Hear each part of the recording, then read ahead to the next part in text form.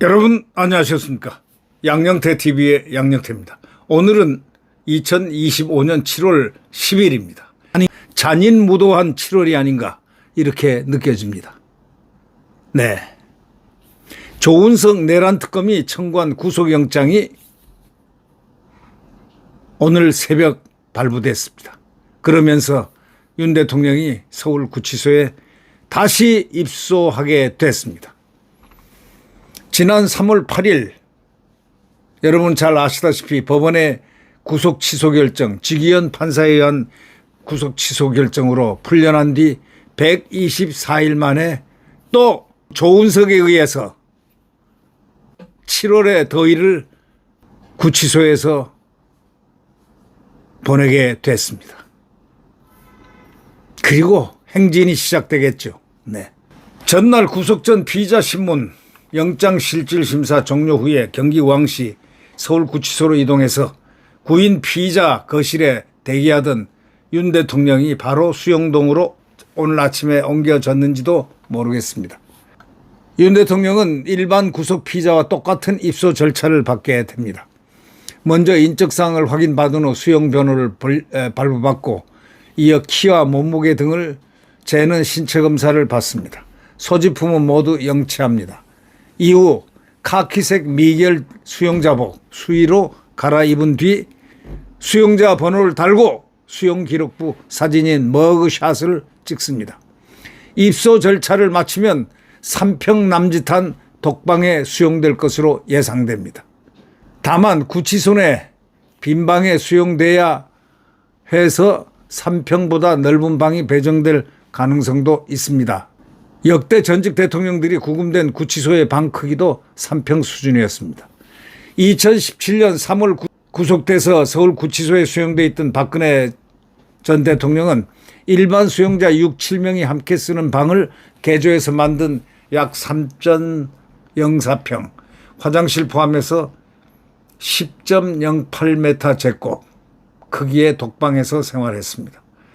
이명박 전 대통령의 경우는 2018년 3월 구속과 함께 서울 동부구치소 3.95평 화장실 포함 면적의 독거실에 수용됐습니다. 윤 대통령은 머물 독방에 관물대와 접이식 밥상이 있습니다.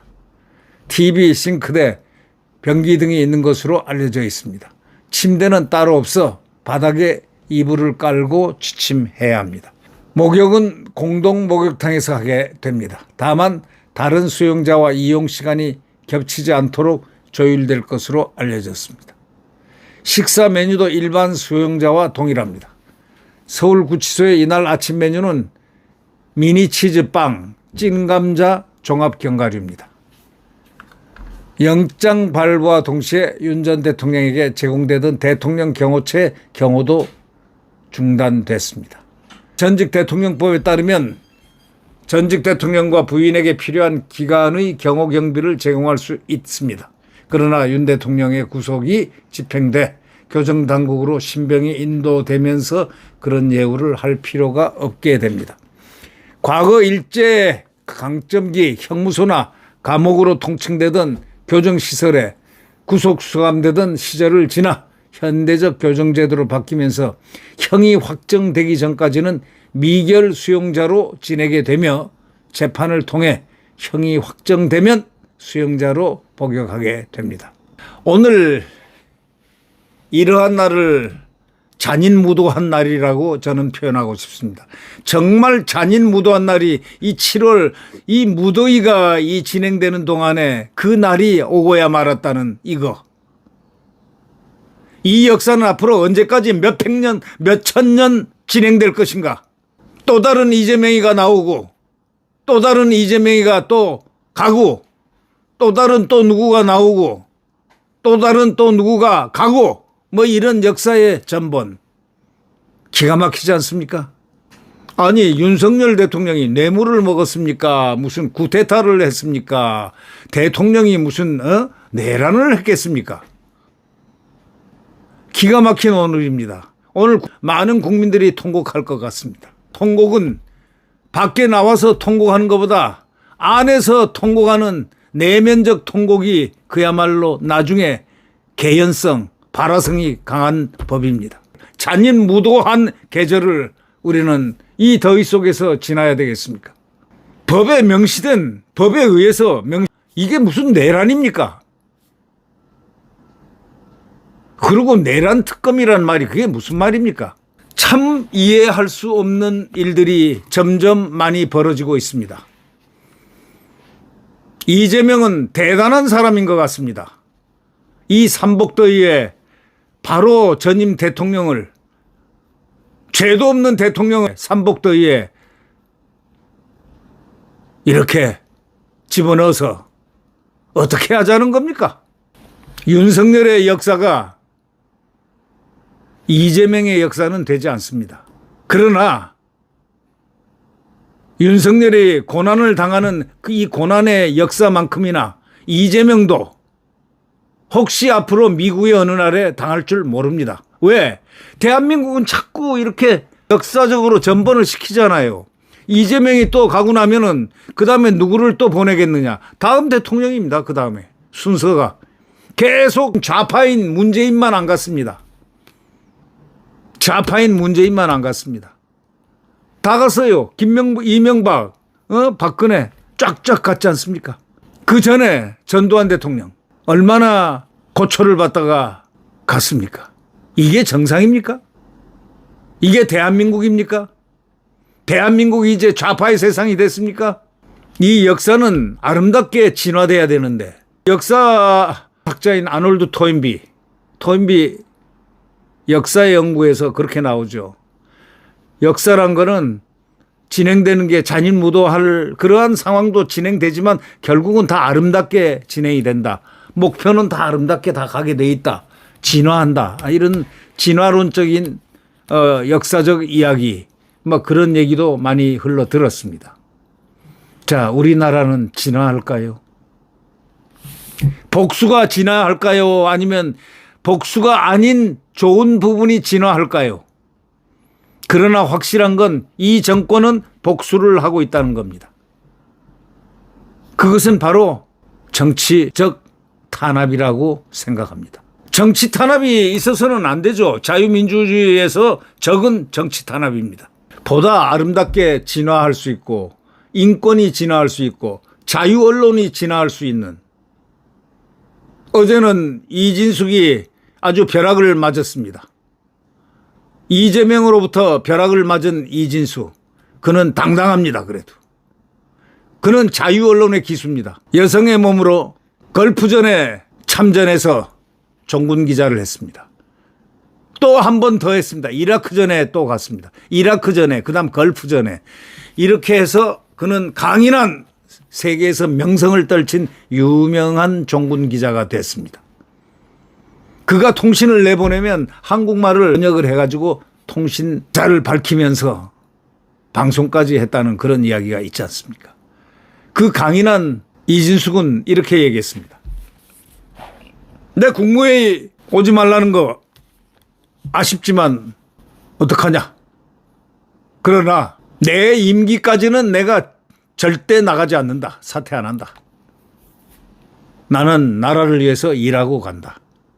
이런 강인한 정신을 표현했습니다. 이제 법이 바뀌어서 가게 되면 할 수 없이 가게 되겠죠.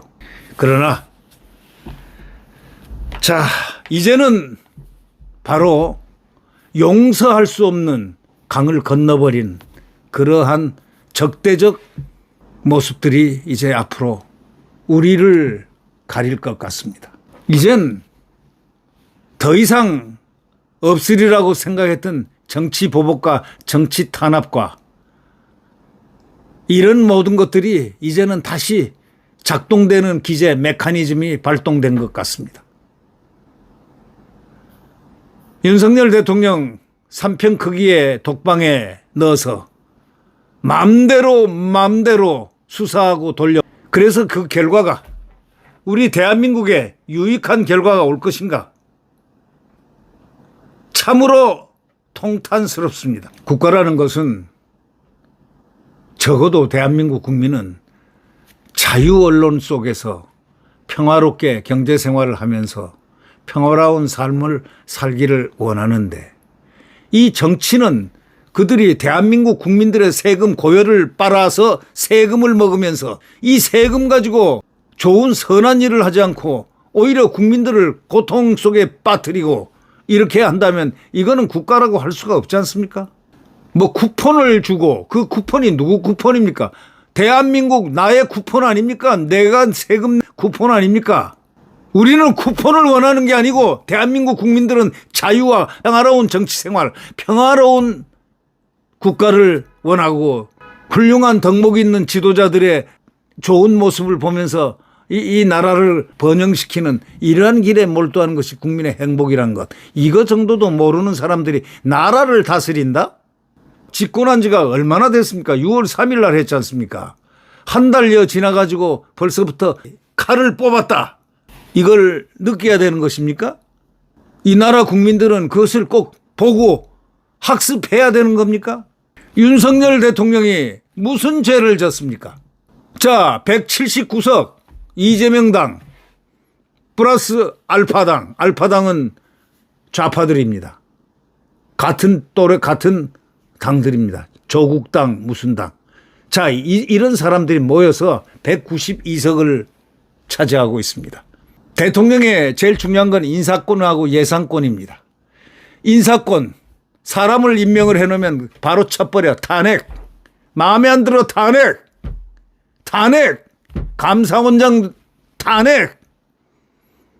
법무부 장관 탄핵. 방통위원장 탄핵. 검사들 탄핵. 이게 정상적인 계로입니까? 아무리 생각해도 정상적이라고 생각되지 않는 그것은 무엇 때문일까요? 그러면서 그들이 내세우는 건 다수결입니다. 진정한 민주주의는 포용입니다. 포용. 국가고 국민입니다. 대통령은 국가 원수 국민이 뽑은 선출직입니다. 아니 이재명이가 그랬잖아요. 선출직을 존중해야 된다고. 최고의 선출직은 대통령 아닙니까? 최고의 선출직 대통령 윤석열을 존중하지 못했습니다. 자기 개인 권력을 위해서 권탐하고 식탐하는 한동훈이라는 괴물이 튀어나와서 이 대통령을 망가뜨리고, 이런 틈새를 본 이재명 당은 그 전략을 아주 잘 구사를 했습니다.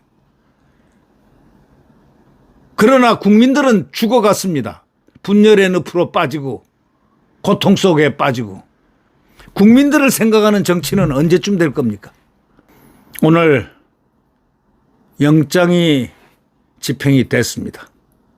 윤석열 대통령 그 뙤약빛에서 더운 이런 상황에서 건강하기를 바랍니다. 저는 윤석열 대통령 얼굴도 본 적이 없습니다.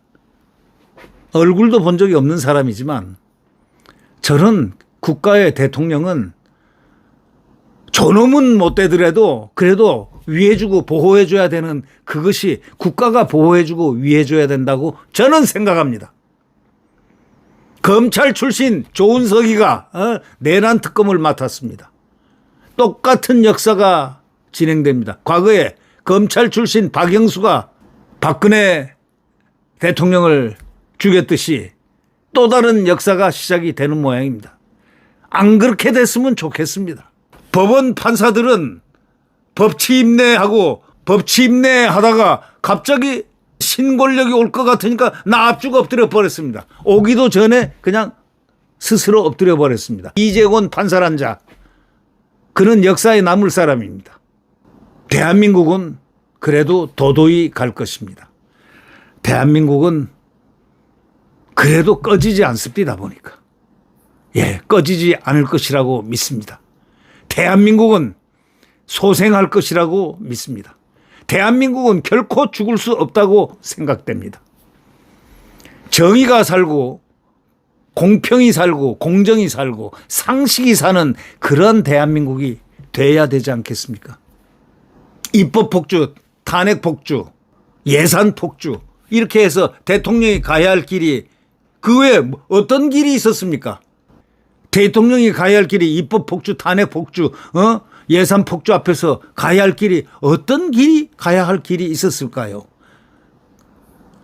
앞을 보아도 절벽이요, 뒤를 보아도 절벽이요, 위를 보아도 절벽인 정사각형 안에 갇힌 무서운 형벌을 받고 있는 윤석열 대통령이 가야 할 길은 어디였을까요? 그래서 계엄을 통해서 경고라도 한번 해보자. 대통령의 권한. 그래서 정말 계엄령을 하지 않고 약식 대련을 해서 계엄 아닌 계엄을 해서 경고의 모습을 줬다는 이것을 우리는 잘 알고 있습니다. 그래서 계몽령이라고 어떤 변호사는 외쳤죠. 대한민국 국민은 지금 말은 하지 않더라도 자유를 탐색하고 있습니다. 자유. 오늘